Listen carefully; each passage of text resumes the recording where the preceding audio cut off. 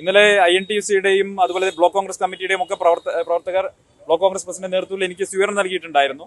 Railway സ്റ്റേഷനിൽ സ്വീകരണം നൽകിയിട്ടുണ്ടായിരുന്നു. ഞാൻ മനസ്സിലാക്കുന്നത് ഇന്നലെ രാത്രി എന്നോട് പറഞ്ഞത് ഇവിടെ അരിസ്റ്റോ ജംഗ്ഷനിൽ വെച്ച ഏതോ ഫ്ലെക്സ് ബോർഡ് BJP-യുടെ പ്രവർത്തകർ ആണെന്ന് തോന്നുന്നു, അവർ ഇടപെട്ട് നശിപ്പിച്ചു എന്നാണ് പറയുന്നത്. ഒരു ഫ്ലെക്സ് ബോർഡിൽ പോലും എന്നെ ഭയപ്പെടുകയാണോ സുരേന്ദ്രൻ എന്നാണ് എനിക്ക് ചോദിക്കാനുള്ളത്. ഞാൻ വെറും പ്രാദേശിക നേതാവല്ലേ, ചീള് കേസല്ലേ, ഒന്നും ചെയ്യാൻ പറ്റാത്തയാളല്ലേ. അങ്ങനെയൊക്കെ 190 സംസ്ഥാന കമ്മിറ്റി അംഗങ്ങളിൽ ഒരാൾ മാത്രമായ എന്നെ എന്തിനാണ്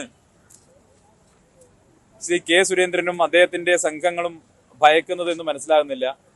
എന്തായാലും ആ ഭയം നല്ലതാണ്. പട പേടിച്ച് പാലക്കാട്ട് നിന്ന് ഓടി പന്തളത്ത് പോയപ്പോ അവിടെ പന്തം കൊളുത്തിപ്പട എന്ന രീതിയിലാണ് ഇപ്പൊ അവസ്ഥ. പാലക്കാട് തിരഞ്ഞെടുപ്പിൽ മത്സരിച്ച മഹാൻ തന്നെയാണ് പന്തളം മുനിസിപ്പാലിറ്റിയുടെയും ചുമതലയുള്ളത്. അപ്പൊ പിന്നെ നടക്കുന്ന കാര്യങ്ങളൊക്കെ സ്വാഭാവികം മാത്രമാണ്. കേരളത്തിൽ BJP അധികാരത്തിൽ വന്ന 2 മുനിസിപ്പാലിറ്റികളാണ് പാലക്കാടും പന്തളവും. അഡ്മിനിസ്ട്രേഷൻ ഫെയിലിയറിന്റെ, ലാക്ക് ഓഫ് ഗവർണൻസിന്റെ ഏറ്റവും വലിയ 2 ഉദാഹരണങ്ങളായി ഈ 2 മുനിസിപ്പാലിറ്റികളെയും കേരളത്തിൽ നമുക്ക് ചൂണ്ടിക്കാണിക്കാൻ സാധിക്കും.